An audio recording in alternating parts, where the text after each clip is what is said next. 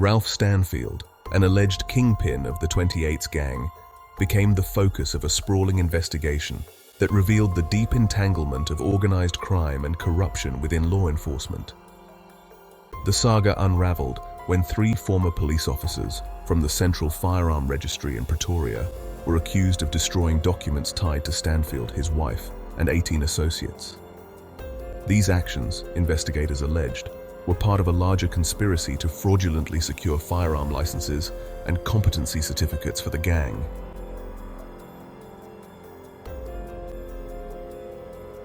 Stanfield, known for his links to violence, drug trafficking, and the intimidation of witnesses, was accused of obtaining firearms illegally with the help of rogue officers. Between 2013 and 2014, documents indicated that the accused had completed firearm competency training claims that were later debunked as falsified. Despite repeated refusals of his firearm license applications, Stanfield eventually acquired multiple guns, including a Glock pistol and a rifle. This case, tied to the broader Project Impi investigation, shed light on how thousands of firearms meant to be destroyed by police were funneled into gang hands. These weapons fueled gang violence in Cape Town, contributing to the murders of over 1,000 people and wounding or killing 261 children between 2010 and 2016. The investigation also implicated other high-profile figures and exposed systematic failures within the police service.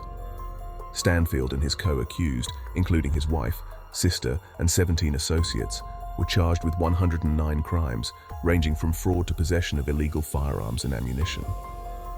Their activities spanned from Gauteng to the Western Cape, further demonstrating the reach of the gang's influence. The trial highlighted the devastating effects of corruption and organized crime, as well as the human toll of gang violence in South Africa.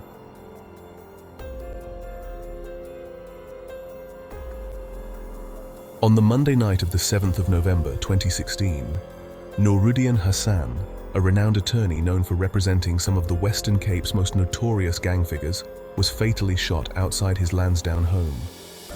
The attack occurred at 10:05 p.m. on Burwood Road, where a lone gunman ambushed him while he sat in his car. Hassan was rushed to the hospital but succumbed to his injuries. This wasn't the first time Hassan faced danger. In May 2014, an explosive device was hurled at his home, narrowly missing his family. His high-profile legal work often placed him in perilous situations, as he defended prominent underworld figures such as Ralph Stanfield and Jerome Donkey Boyson, the alleged head of the Sexy Boys gang. At the time of his murder, Hassan was involved in the defense of Irshad Lahr, accused of supplying firearms intended for police destruction to Cape Town's gang networks. Despite speculation about the motive, police have yet to establish a definitive link between Hassan's murder and his legal work. Hassan's colleague, advocate Mihalik, described him as a fearless defender of constitutional rights, willing to ensure fair trials for all, even in the face of significant personal risk. His death marked a tragic loss in the intersection of Cape Town's legal and criminal landscapes.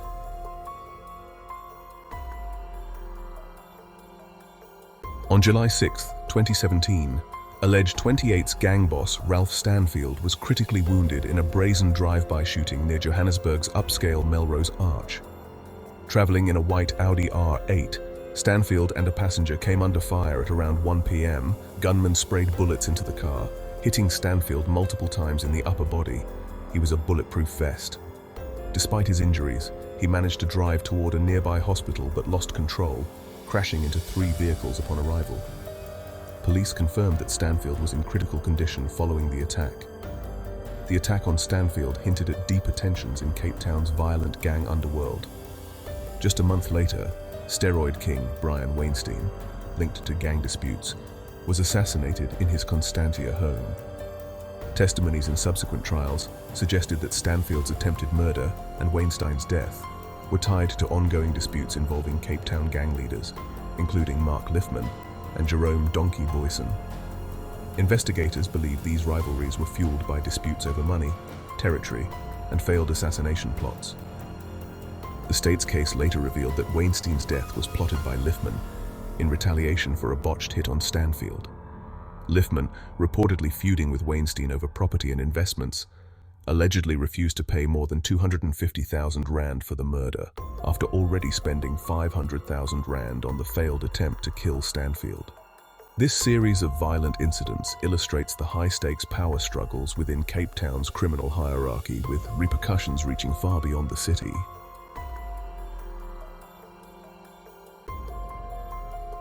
On the morning of October 30th, 2018, Pete Mihalik, a prominent Cape Town lawyer known for his work on high-profile gang-related cases, was assassinated outside Redham House School while dropping off his children. The attack, executed with precision, bore the hallmarks of a calculated hit. Sizwe Biela fired 2 shots, fatally wounding Mihalik and injuring his son. The investigation, led by Lieutenant Colonel Charles Kinnear, uncovered that the hit had been orchestrated by Vuyile Maliti, who hired Biela and Nkosinathi Khumalo from KwaZulu-Natal. Evidence included cell phone records, security footage, and the sale of 11 Krugerrands by Maliti for 200,000 rand, which was partially used to pay for the assassination. Despite initial delays in securing legal representation for the accused, the trial culminated in August 2023. Western Cape High Court Judge Constance Ntsiweni sentenced all 3 to life imprisonment for murder. Additionally, they received 10 years each for the attempted murder of Mihalik's children, and 7 years for unlawful firearm possession. The sentences were set to run concurrently. Among the mourners at Mihalik's funeral were alleged underworld figures Ralph Stanfield and Colin Boyson, reflecting his deep connections to Cape Town's criminal landscape. Notably, Judge Siraj Desai was also in attendance, highlighting the complex ties between Mihalik's professional and personal lives.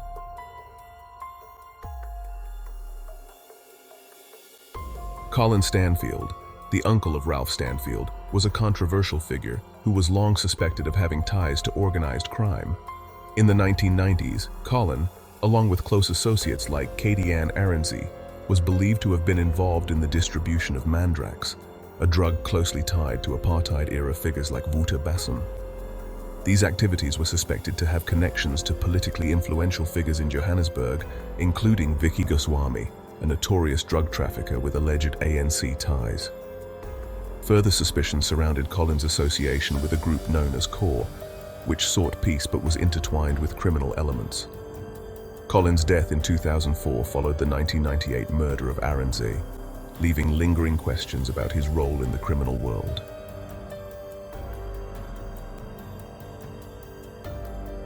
On October 9, 2013, Salium John, a prominent figure in the 28's gang and cousin to Ralph Stanfield, was involved in a near-fatal incident outside a courthouse in Cape Town. After a brief interaction with a man attempting to sell stolen TV, John was shot twice by the gunman but survived. The attacker was quickly apprehended by a passerby and police. Then on March 28, 2014, Salium John was sentenced to 3 life terms for orchestrating a series of murders, including those of Alfonso Maritz, Randall Rutgers, and Ronald Levy in 2007.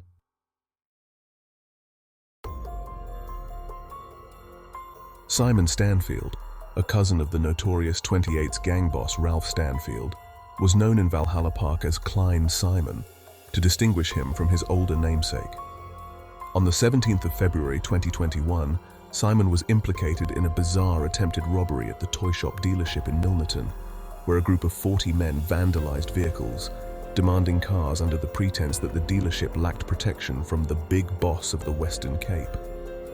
Just over 2 years later, on the 13th of March 2023, Simon was tragically murdered in Delft, shot multiple times in the face in what appeared to be a targeted hit.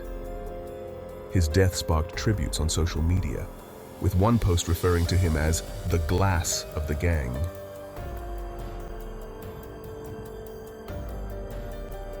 On the 4th of November 2023, Noor Stanfield, a relative of Ralph Stanfield, was shot dead outside his home in Valhalla Park, Cape Town. The attack occurred around 1 p.m., leaving Noor, also known as Noor Stephanus, fatally wounded at the scene. A second man, aged 39, sustained injuries and was transported for medical treatment. Bishop Lavis police confirmed that unknown suspects fled the scene and the motive remains under investigation.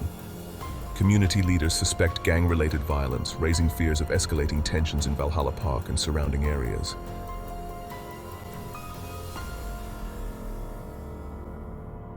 On the 16th of February 2023, Wendy Kloppers, a city official working in the Environmental Affairs Department, was gunned down at the Symphony Way housing project in Delft. Kloppers had been visiting the site to conduct an inspection.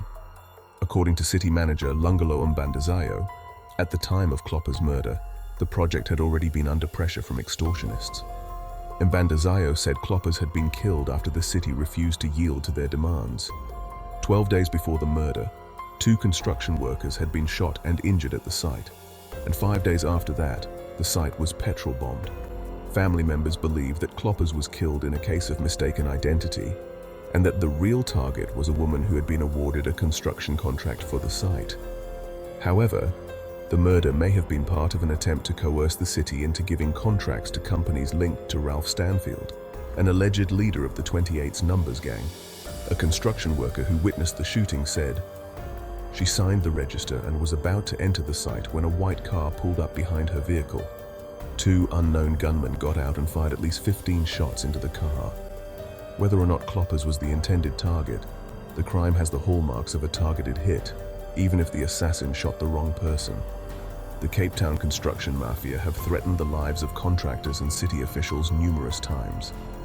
The seriousness with which these threats are being taken is reflected in the response by the city, which has dramatically increased its security spend on construction projects and has arranged armed escorts for contractors and city officials where necessary.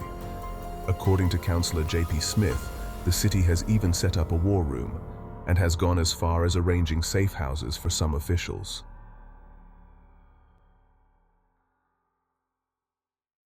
On the 24th of June 2024, a 40-year-old suspect surrendered to the police after being pursued by detectives.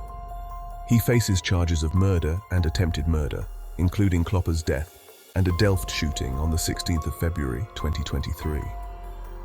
Cape Town's mayor had previously offered a R1 million reward for leads, emphasizing efforts to dismantle organized crime networks in the city.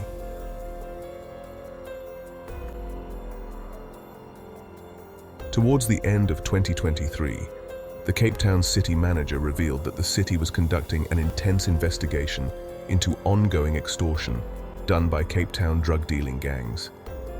This led to the municipality blacklisting 12 companies which were in the Western Cape.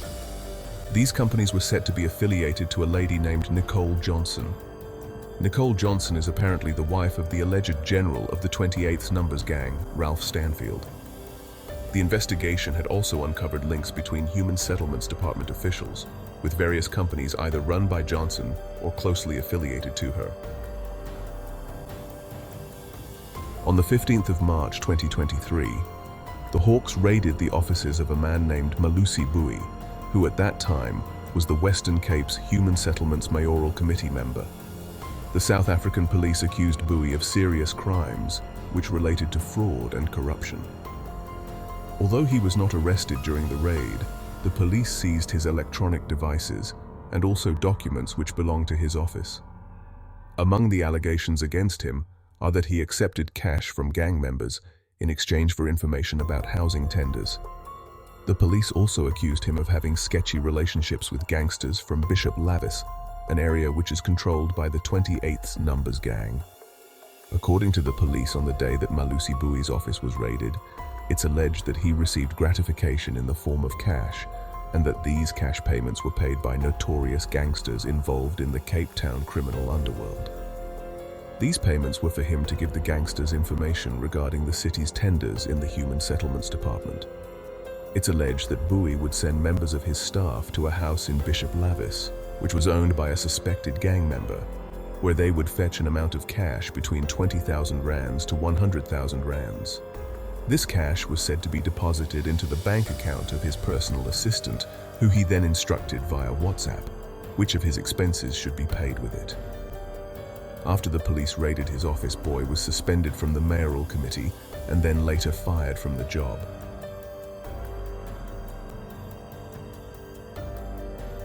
On the 9th of September 2024, former Human Settlements MMC Malusi Bui was granted a 250,000 rand bail in a 1 billion rand tender fraud and corruption case in Cape Town.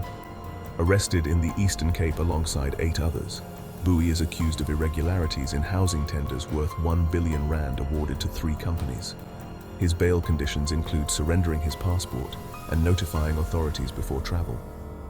The case involves multiple charges, including money laundering and fraud, and additional accused, including alleged underworld figure Ralph Stanfield and his wife Nicole Johnson, are to be joined.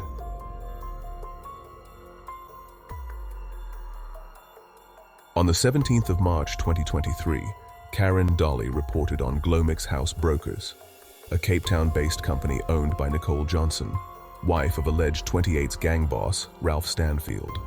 Despite public concerns over suspected ties to organized crime, Glomix has continued its operations for over a decade, receiving contracts worth millions from the Western Cape Human Settlements Department. Notably, Glomix was building 204 houses in Valhalla Park, an area known for construction mafia violence, where gang-linked extortion and threats against contractors have repeatedly disrupted projects. Valhalla Park has long been a hotspot for crime, with allegations tying the 28's gang to the control of housing projects. In 2020, a High Court judgment on a double murder referred to the Stanfield family as controlling the 28's in the area. Moreover, recent threats in Valhalla Park and ongoing construction extortion in Delft, where city official Wendy Kloppers was murdered in February 2023, underscore the severity of gang-related violence in Cape Town. The issue reflects a broader challenge in the Western Cape, where gangsterism and alleged corruption have infiltrated public systems.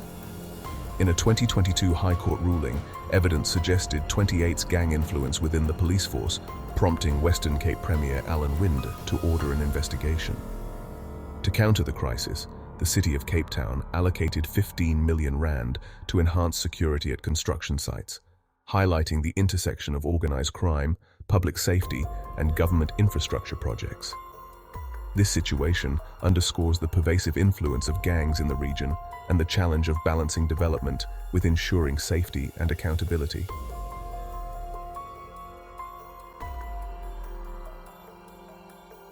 The charges against Ralph Stanfield involved the theft of a 2017 BMW 320Y and the robbery of a Samsung cell phone.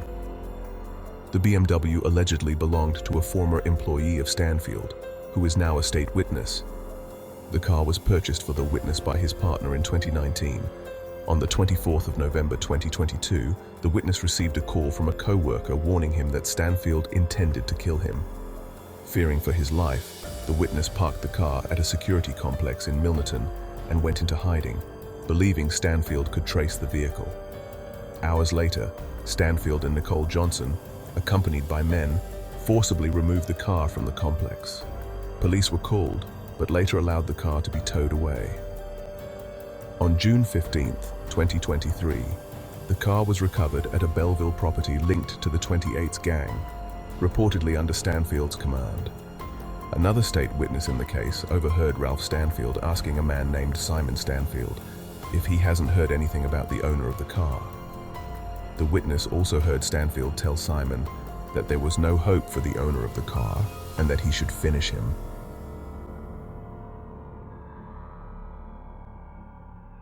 Two business partners, Kahiso Sitseta and DJ Somebody, had opened the Lifestyle Lounge in the Mother City in 2021. Now Stanfield came on board to provide security. He also brought his wife on board as a general manager. Now over time, DJ Somebody was killed in November 2022 by unknown gunmen while traveling with his bodyguard to a cave in Johannesburg. Now after the murder, Kahiso Sitseta came out to claim that Stanfield was threatening him and he hijacked the establishment.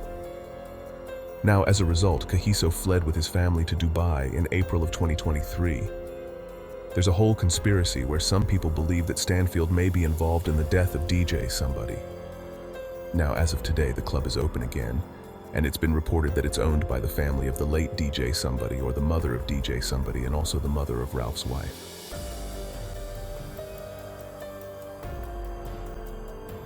On the morning of Friday, the 13th of December 2019, Rashied Staggie, the notorious Hard Livings gang leader, was sitting in a friend's Toyota Corolla sedan outside his home on London Road in Salt River, Cape Town.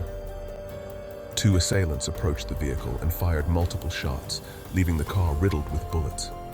Staggie was declared dead on arrival at Groote Schuur Hospital.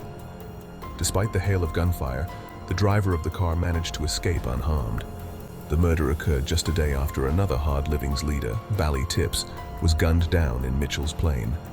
Notably, Rashied Staggie was killed on the same street where his twin brother, Rashied Staggie, met a brutal end in 1996. Shot and burned alive by members of People Against Gangsterism and Drugs, PAGAD.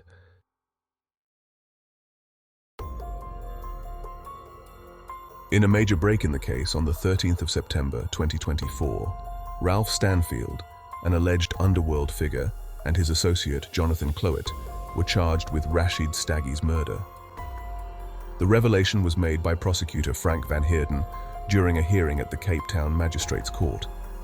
Stanfield and Clout, appearing via an online Teams link from their respective prisons, faced not only the murder charge, but were also implicated in a broader case involving 12 other accused. The expanded case includes charges of murder, attempted murder, document destruction, and firearm offenses. The murder charges extend to the killings of City of Cape Town official Wendy Kloppers, alleged 27's gang leader William Red Stevens, and policeman Faisal Adams, as well as the attempted murder of Joel Boyson, son of alleged Sexy Boys gang boss Jerome Boyson.